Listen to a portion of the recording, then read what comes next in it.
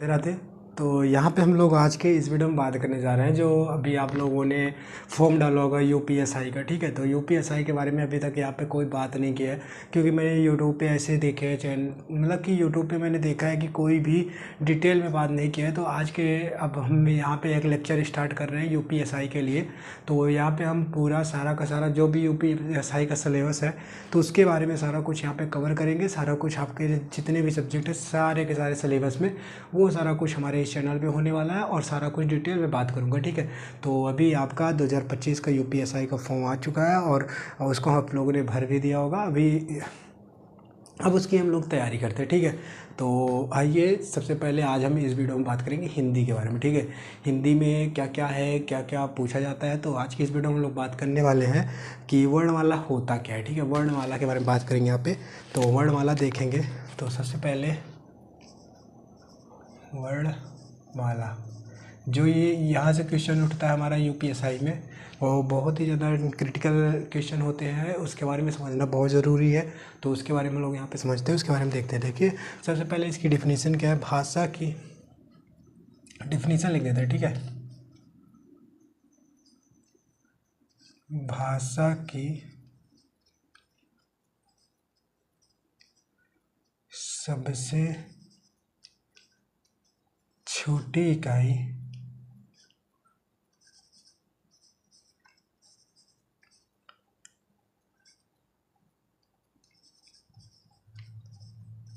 ध्वनि होती है। ठीक है, यहाँ पे क्या लिखा, भाषा की सबसे छोटी इकाई ध्वनि होती है और ध्वनि के लिखित रूप को वर्ण कहते हैं। ठीक है, वर्णों के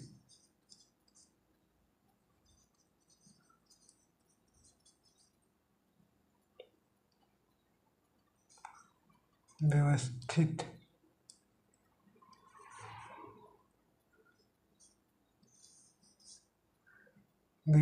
रूप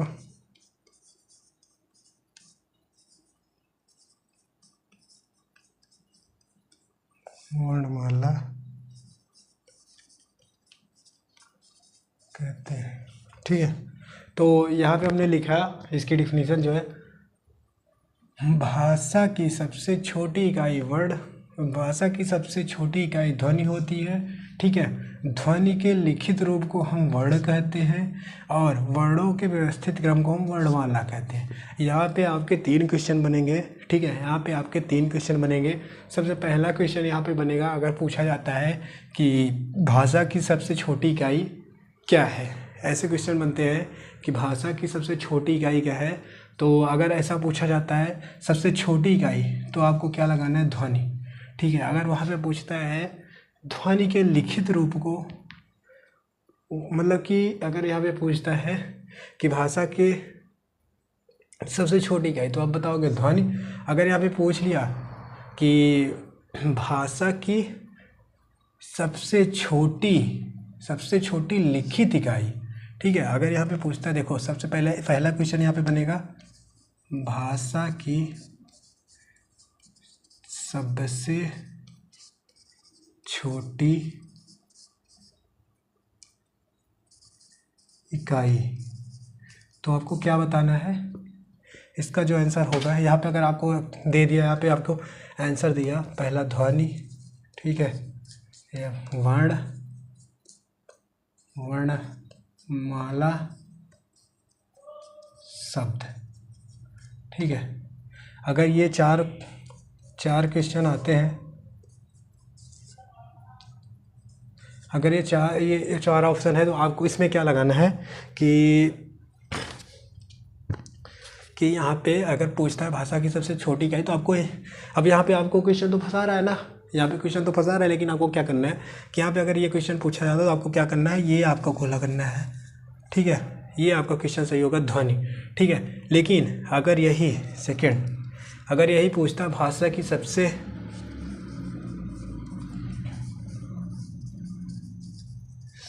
छोटी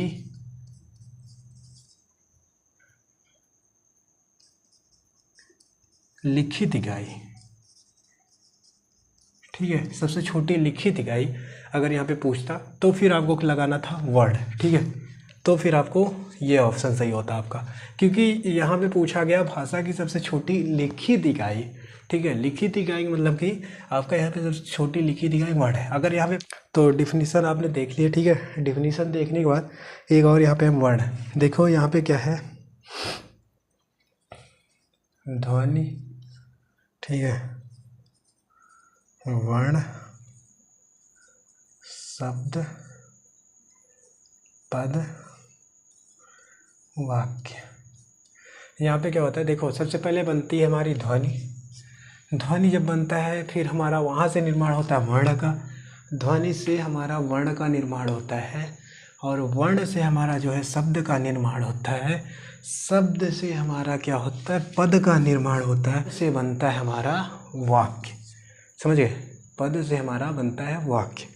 ओके, तो देखो यहाँ पे भाषा की सबसे छोटी इकाई ध्वनि या वर्ण।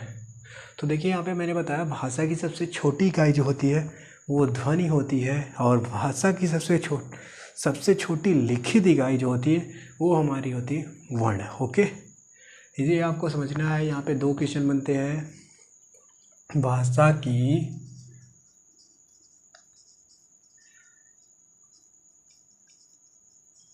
सबसे छोटी इकाई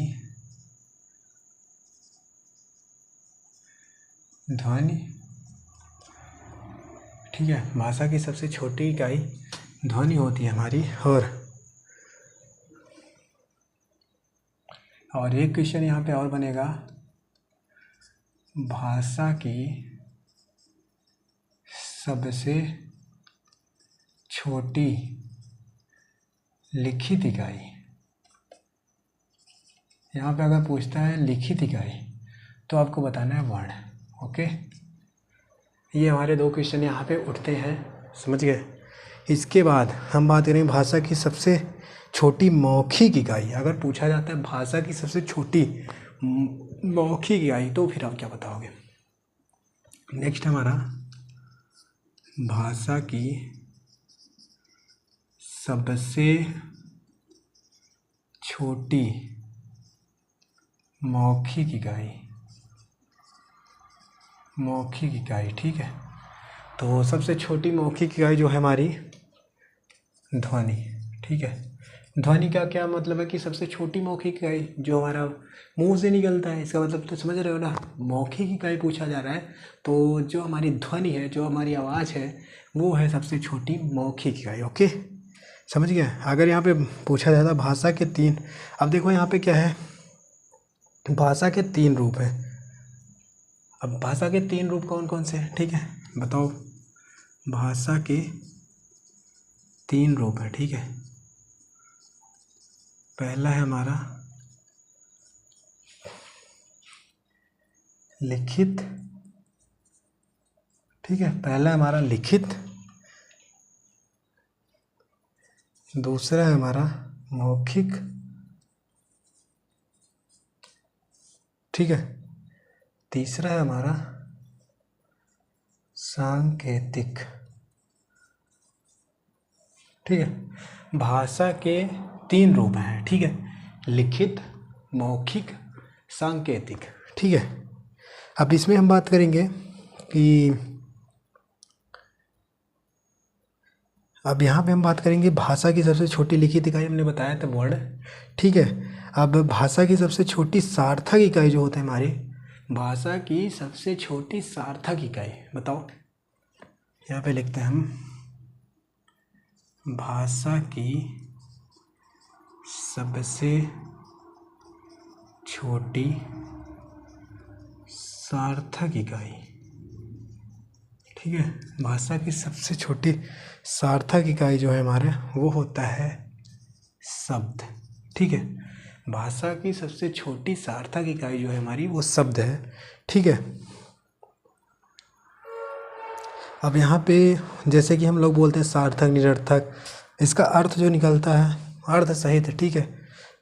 अर्थ सहित हमारा जो होता है जैसे कि सार्थक हो गया, निरर्थक हो गया, अर्थ सहित हम इसको निकालेंगे एग्जाम्पल में। जैसे अब शब्द जो है जैसे कि कोई भी शब्द बनाओगे तो क्या का ला, ठीक है।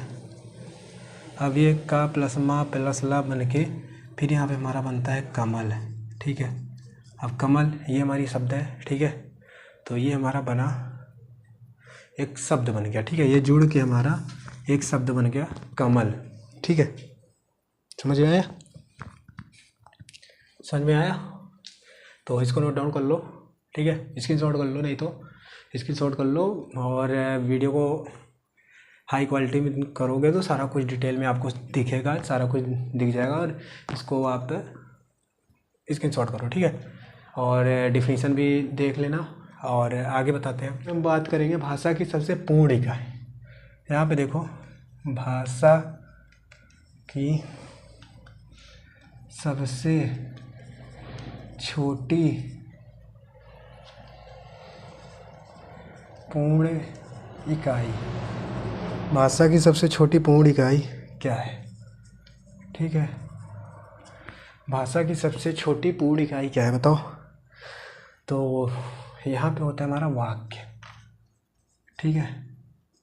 हमने बताया हुआ था, ठीक है, हमने बताया हुआ था कि जो हमारी ध्वनि होती है, ध्वनि से मिलके वर्ण बनता है, वर्ण से मिलके शब्द बनता है, और शब्द से मिलके पद बनता है, पद से मिलके वाक्य बनता है। तो जो हमारा वाक्य बनता है वही हमारी सबसे भाषा की सबसे छोटी पूर्ण इकाई है, समझ गए? पूरी तरह से कंप्लीट, समझ गए? पूरी तरह से कंप्लीट जो बनता है हमारा वाक्य, जैसे कि हमारा कमल हो गया, पूरी तरीके से बन गया, ठीक है। तो वाक्य के अंग, अब वाक्य के अंग क्या है? 2 है, ठीक है। यहाँ पे हम लिखेंगे वाक्य जो बना हमारा, वाक्य, एक मिनट, वाक्य के अंग, वाक्य के अंग जो है हमारे 2 है। एक तो है हमारा उद्देश्य, और दूसरा हमारा हो गया विधेय, ठीक है। वाक्य के अंग हमारे 2 हैं, ठीक है, उद्देश्य और विधेय। अब उद्देश्य और विधेय मतलब कि क्या है? देखो, जैसे कि यहाँ पे हम एक एग्जाम्पल लेंगे, राम बाजार जाता है, राम एग्जाम्पल है, ठीक है हमारा, राम बाजार जाता है। अब यहाँ पे बताओ उद्देश्य क्या है और विधेय क्या है? अब राम बाजार जाता है में उद्देश्य क्या है, विधेय क्या है, यहाँ पे बताओ। तो यहाँ पे बोलेंगे कि उद्देश्य जो है हमारा, आप अभी यहाँ पे मैं कमेंट देखूँगा कि यहाँ पे पूछ रहा हूँ मैं, उद्देश्य क्या है और विधेय क्या है? उद्देश्य मतलब कि बाजार जाना, समझिए? उद्देश्य जो है हमारा बाजार जाना, तो मतलब कि अब बाजार जाना ये हमारा उद्देश्य नहीं है, ठीक है। यहाँ पे बोलेंगे, लेकिन जैसे कि उद्देश्य हमारा है राम, ठीक है। उद्देश्य जो है हमारा,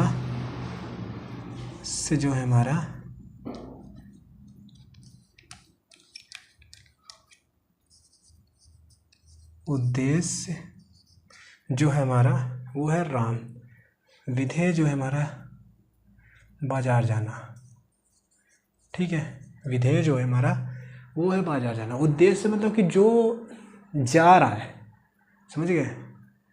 कहाँ जा रहा है वो नहीं, जो जा रहा है। अगर यहाँ पे रानी खाना बना रही है, तो रानी जो है वो है उद्देश्य, खाना बनाना जो है हमारा विधेय, समझ गए? खाना बनाना जो है हमारा विधेय, ओके। रानी कपड़े धोती है, अब रानी जो है वो है उद्देश्य, ठीक है। कपड़े धोने का जो काम हो रहा है वो है विधेय, समझ गए? तो ये है मतलब, ठीक है। इसके बाद हम बात करेंगे वर्णमाला। अब वर्णमाला जो है हमारा कितने टाइप के होते हैं, इसको वो करते हैं, देखते हैं। रुको इधर लिख देते हैं, 1 मिनट।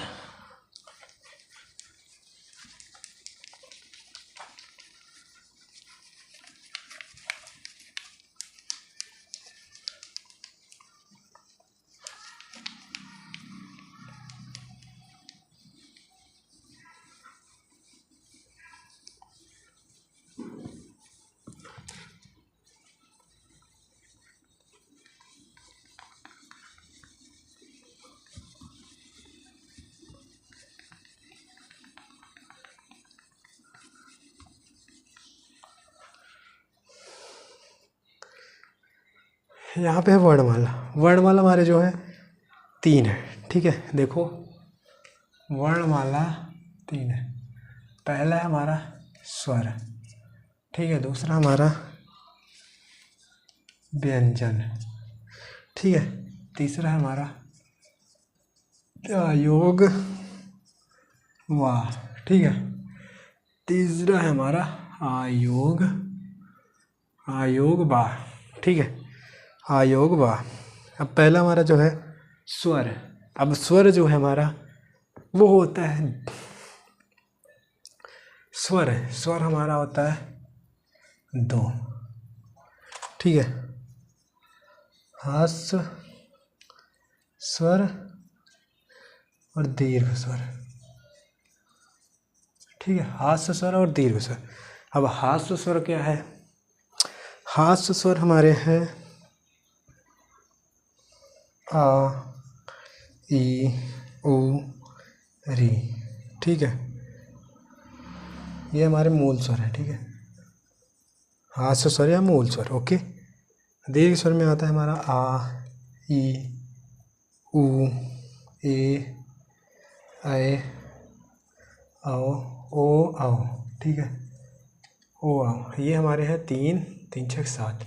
ये हमारे 7 हैं और ये हमारे 4 हैं, ठीक है। आ, ई, उ, री, ठीक है। हास्य स्वर है हमारे। दीर्घ स्वर में हमारे आ, ई, उ, री, ए, ऐ, ओ, औ। ये हमारे 7 हैं, ठीक है। इसके बाद हम बात करेंगे व्यंजन। व्यंजन हमारे क्या है? स्पर्श व्यंजन, स्पर्श व्यंजन, लिखो। स्पर्श व्यंजन, ऊष्म व्यंजन, अंतस्थ व्यंजन, पार्श्विक व्यंजन, लुंठित व्यंजन और लुंठित व्यंजन या प्रकंठित व्यंजन, एक ही है, ठीक है। लुंठित व्यंजन या प्रकंठित व्यंजन और संयुक्त व्यंजन, ठीक है। ये हमारे व्यंजन है, ओके। और आयोग वाह में हमारा आता है, आयोग वाह में हमारा आता है अंग आहा, ठीक है। आयोग वाह में हमारा आता है अंग और आहा, ठीक है। तो समझ गए। अब हमारा स्वर, वे ध्वनियाँ जो निर्वात रूप से उच्चारित होती है, जिनका उच्चारण स्वतंत्र होता है, उसे हम स्वर कहते हैं, ठीक है। लेकिन यहाँ पे हम लोग वीडियो को क्लोज करते हैं, वीडियो काफ़ी लंबी हो जाएगी। आगे हम बात करेंगे जो है हमारा स्वर क्या होता है, इसके बारे में डिटेल में बात करेंगे।